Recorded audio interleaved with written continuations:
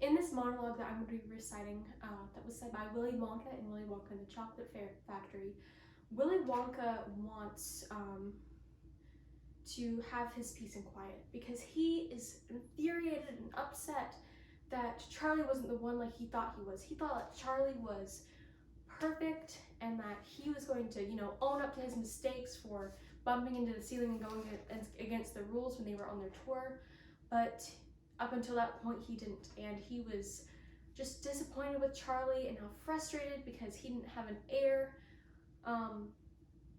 And so all these thoughts and this anger from that whole situation is coming out in this monologue. And he's trying to explain something that's blatantly obvious to him, to Grandpa Joe and Charlie, that they lose. They went against the rules, so they get nothing, and what he's holding back is his disappointment. He doesn't say this, but it's kind of obvious that he's incredibly disappointed with the way Charlie has acted, and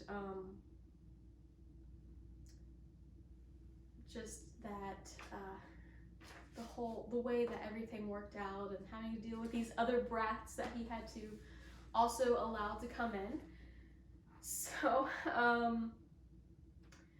so I think that he wants peace and quiet really, but he's just trying to get Grandpa Joe and Charlie out because he wants to lock himself up in his office.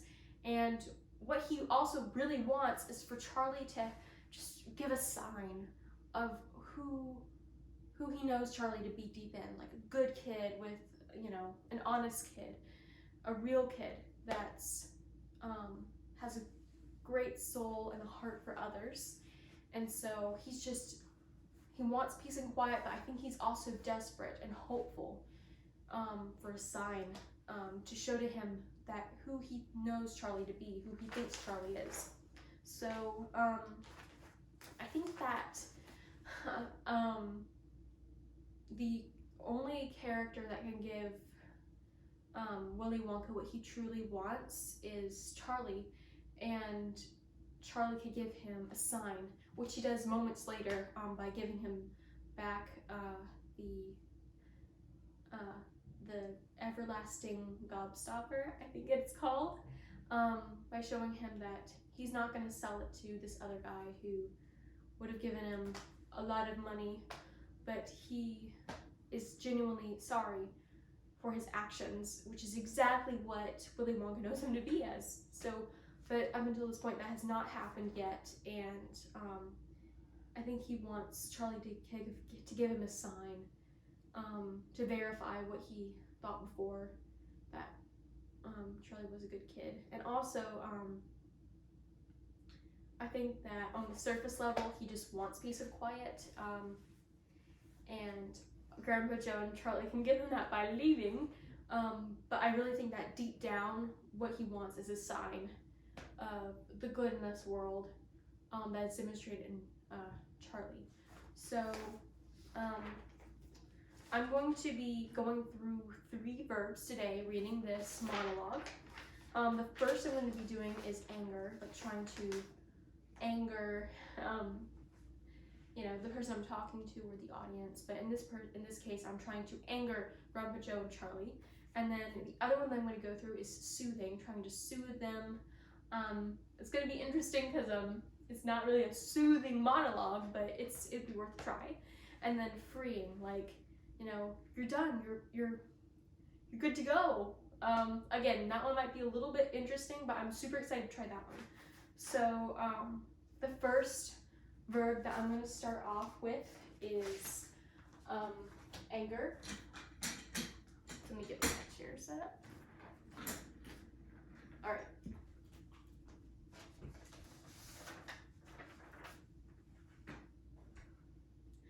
Wrong, sir.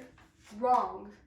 Under section 37B of the contract signed by him, it states quite clearly that all offers shall become null and void if, and you can read it for yourself in this photostatic copy, I, the undersigned, shall forfeit all rights, privileges, and licenses herein contained, etc., etc., fax mentis insigniam glory cultum, etc., etc., Memobus punitor dedicatum. It's all here, black and white, clear as crystal. You stole fizzy lifting drinks. You bumped into the ceiling, which now has to be washed and sterilized, so you get nothing. You lose. Good day, sir. Sir, I said good day. All right, and then the next one I'm going to do is soothing. Let's put down this. Wrong, sir. Wrong. Under section 37B of the contract signed by him, it states quite clearly that all offers shall become null and void if, and you can read it for yourself in this photostatic copy, I, the undersigned, shall forfeit all rights, privileges, and licenses herein contained, etc., on fax mentis insinium gloricultum, etc., memobus punitor dedicatum. It's all here, black and white, clear as crystal. You stole fizzy lifting drinks. You bumped into the ceiling, which now has to be washed and sterilized, so you get nothing. You lose. Good day, sir. Sir, I said good day. Alright, and the next one I'm gonna try is free. Wrong, sir! Wrong! Under section 37B of the contract signed by him, it states quite clearly that all offers shall become null and void if, and you can read it for yourself in this photostatic copy, I, the undersigned, shall forfeit all rights, privileges, and licenses herein contained, etc., of fax mentis insinium gloricultum, etc., memobus punitor dedicatum. It's all here, black and white, clear as crystal. You stole fizzy lifting drinks. You bumped into the ceiling, which now has to be washed and sterilized, so you get nothing. You lose. Good day, sir. Sir, I said good day. All right, so,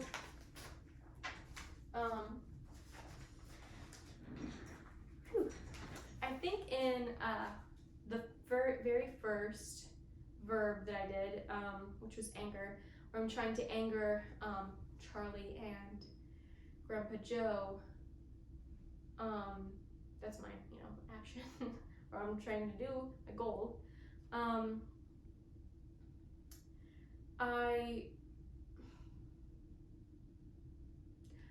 I think that the way I normally do it is, just really high-strung yelling and frustration. But this was more of when I was trying to anger them. I felt like I knew more of what I was saying, as when I was trying to do portray Willy Wonka, as trying to anger Charlie and Grandpa Joe with this monologue. I think that I was more aggressive and almost like monstrous, not as, perplexed and all over the place and thinking and multiple emotions going on, the way that it would normally be done, with this just kind of honing in on this one goal of trying to anger the two. I think that there was more, monster that came out. Like, I want to hurt your feelings. I want to make you feel, I want to cause strife. I want to cause negativity. I'm just so mad at you, and I want you to know how I feel, so I'm going to make you angry as well. So I think that there was definitely more, like I said before, monster and gruesome and just clenched fists and tight jaws with that one. But it was the most similar to the way I would normally do it. I think so that made it a little bit more, it was very similar, well, more similar than soothing and other verbs, soothing and freeing, to the way it's normally done. So yeah, it was interesting, trying to focus on just one verb. So yeah, all right, so moving on to soothe. I think that